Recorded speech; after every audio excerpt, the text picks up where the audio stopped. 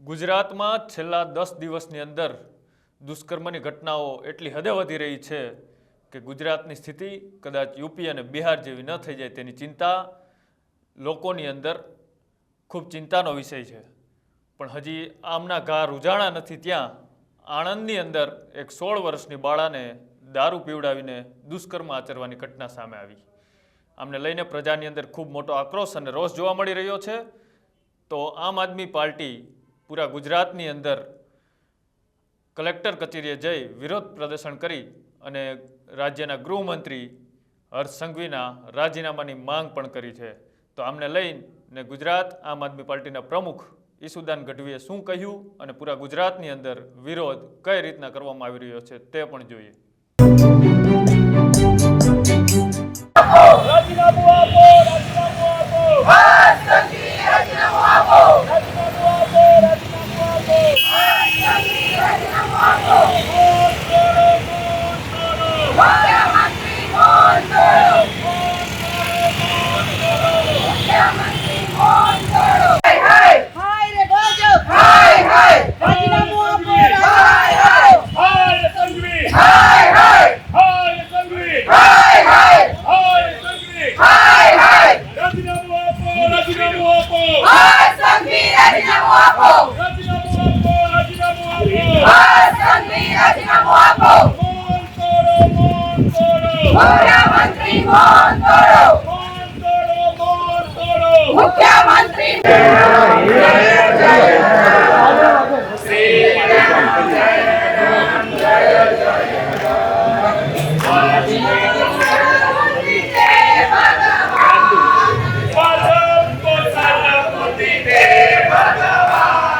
શ્રી રામ જય રામ જય જય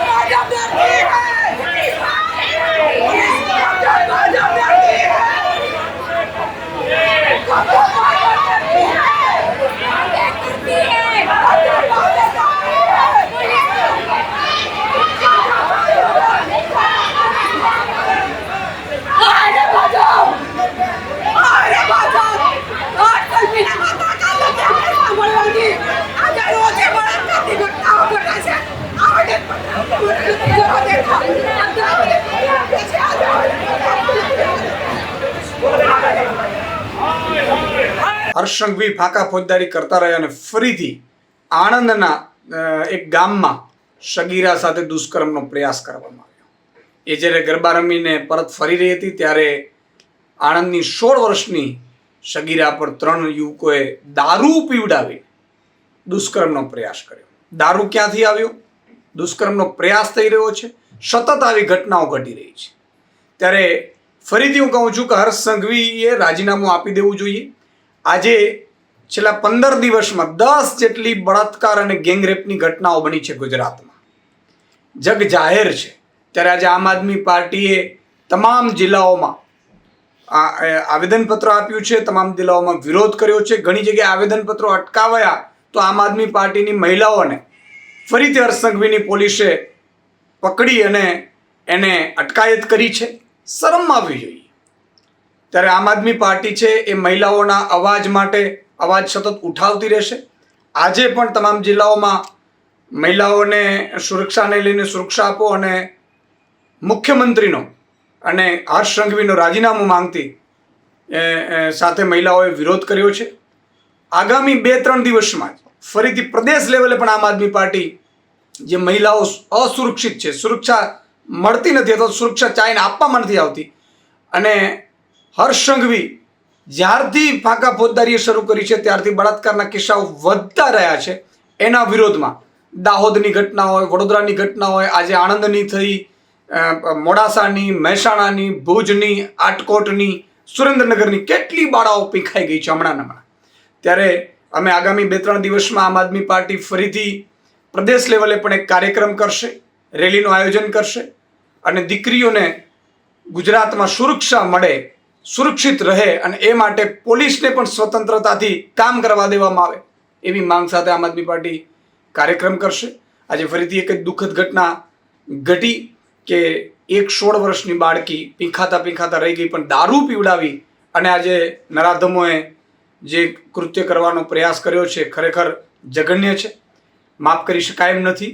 અને આમ આદમી પાર્ટી આનો દરેક મહિલાઓનો અવાજ બનશે અને દરેક દીકરી સુરક્ષિત મહેસૂસ કરે એવી લડત આમ આદમી પાર્ટી આગામી સમયમાં ઉપાડશે. જય હિન્દ, જય ભારત. રજૂઆત અમારી એ છે કે ગુજરાતના ગૃહમંત્રી શ્રી ફિલ્મી સ્ટાઇલે જે ફાકા ફોજદારી કરે છે કે કાયદામાં રહેશો તો ફાયદામાં રહેશો, કોઈ ચમરબંધીને છોડવામાં નહીં આવે, ત્યારે ગુજરાતમાં છેલ્લા 1 મહિનામાં બળાત્કાર જેવી 7 ઘટનાઓ બની છે. તો આ તદ્દન નિષ્ફળ ગયેલી જે ગૃહમંત્રી છે, આમ આદમી પાર્ટી અમારા મહિલા મોરચાની તદ્દન એવી માંગ છે કે આ નિષ્ફળ ગૃહમંત્રી છે એ પોતાના પદેથી તાત્કાલિક ધોરણે હટાવવામાં આવે અને નવા કોઈ સારા અને સક્ષમ ગૃહમંત્રીને ત્યાં બેસાડવામાં આવે. અને ગૃહમંત્રી જે આ ટકોરી જેવી ભાષા બોલે છે, જે ફિલ્મી ડાયલોગો મારે છે, એ બંધ કરી અને થોડું કાયદા અને વ્યવસ્થામાં ધ્યાન આપે. આપને જે આમ આદમી પાર્ટી તરફથી ગુજરાતમાં મહિલાઓ પર વધતા જતા અત્યાચારો બાબત અને જે માનનીય ગૃહમંત્રી બાબતની જે આવેદનપત્રના રૂપમાં તમારી માંગણી છે, ડીએમ સાહેબને જેને મૂકી માનનીય મુખ્યમંત્રીશ્રીને મેં મોકલી આપીશું. જી.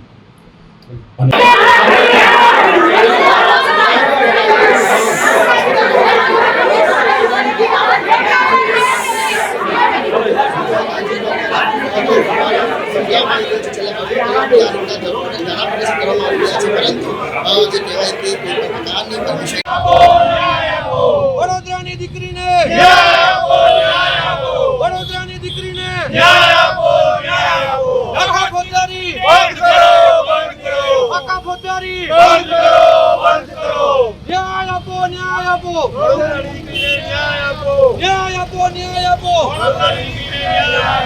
ફાકા ફોજદારી બંધ કરો. ફાકા ફોજદારી બંધ કરો. જસદણની દીકરીને ન્યાય આપો. જસદણની દીકરીને ન્યાય આપો. દાહોદની દીકરીને ન્યાય આપો. દાહોદની દીકરીને ન્યાય આપો. બરોડાની દીકરીને ન્યાય આપો. બરોડાની દીકરીને ન્યાય આપો. ફાકા ફોજદારી બંધ કરો. ફાકા ફોજદારી બંધ કરો.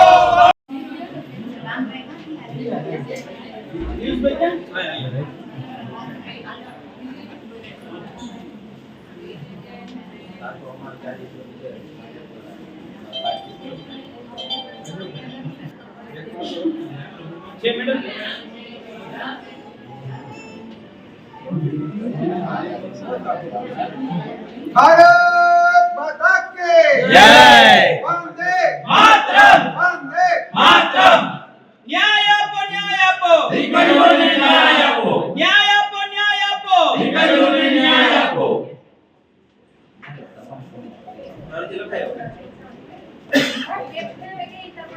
આવે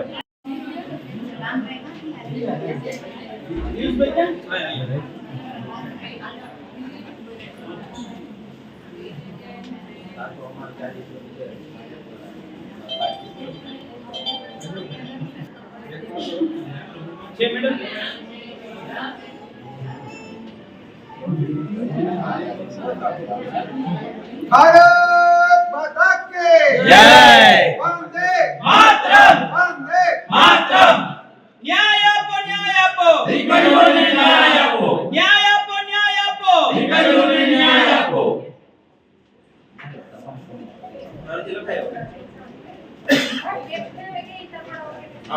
હવે અમારી વેદના ને પીડા તમે કે આવેદનમાં લખી છે એ અમારું છે તમારે મુખ્યમંત્રી સુધી પહોંચાડવાનું છે કે ગુજરાતમાં છેલ્લા 15 દિવસમાં અસંખ્ય મહિલાઓ પર બળાત્કાર થયા.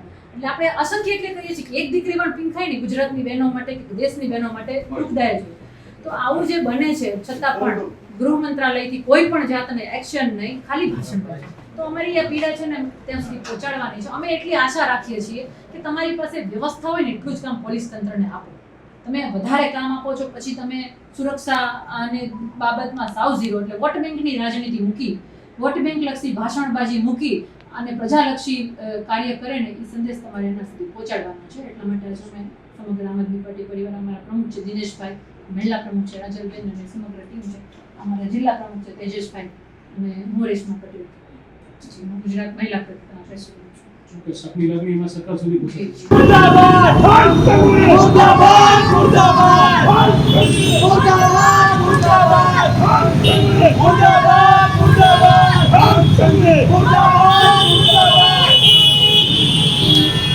નારી શક્તિ જિંદાબાદ નારી શક્તિ જિંદાબાદ ન્યાય આપો ન્યાય આપો ન્યાય આપો ન્યાય આપો ન્યાય આપો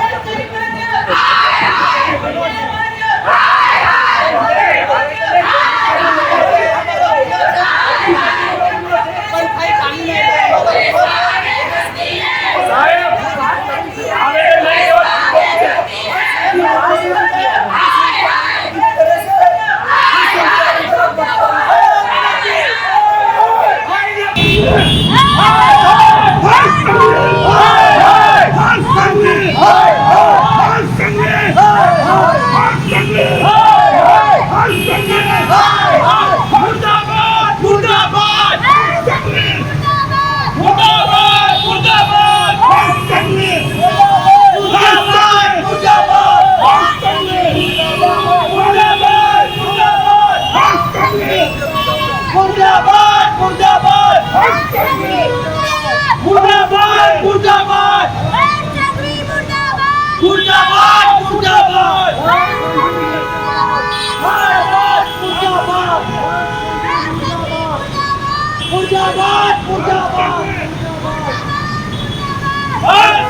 મુર્દાબાદ મુર્દાબાદ મુર્દાબાદ